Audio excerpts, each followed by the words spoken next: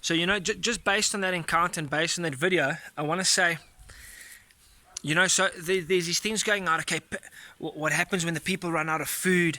That they're going to come out and they're going to start robbing and they're going to start stealing and they're going to start this and that. Okay, yes, if you don't choose to be used by God. And yes, it's put everyone on lockdown and it's kept me inside my house. Okay, but I've just realized even more so that I say to these guys, and I say to the guys that come here, you pray and ask God, God's going to speak to our government to then allow and release the churches and certain food and aid organizations to be able to go out to feed the people. Do you understand by default, if you don't do this, then yes, your theory of pandemic and breaking into houses and then come and get the food from where the food is if there's no food, yes, that'll happen. But not if we pray and God make a way to release, and I'm that guy with the bakkie that will load it with 1 ton if I can take of food, and I'll deliver it. You don't want to do it. You want to sit in your nice little home drinking your coffee, your milkshake, whatever it is, enjoying your time inside your palace. Cool. I will go out with people who are willing to be their hands. It says, the work is plenty, but the workers are few.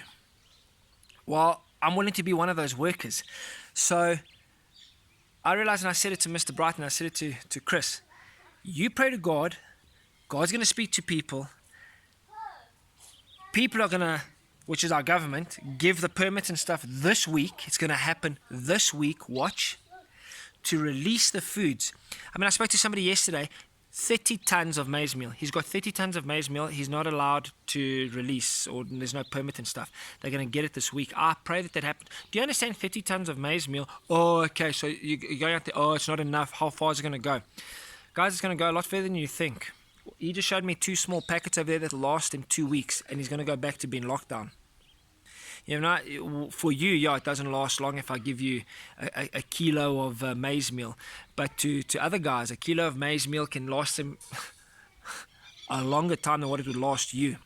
And I tell you what, that's going to change things. And you know who's willing to do it? You know who's willing to do it? The church and these organizations. And we go with a lot more. The church goes with a lot more. Never mind just here's a physical need. Also be able to pray and provide a spiritual need. And that's what I'm teaming up with.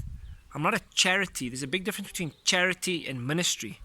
Ministry comes with a lot more. It feeds your immediate need and it feeds your spiritual need. That's the difference between charity and ministry.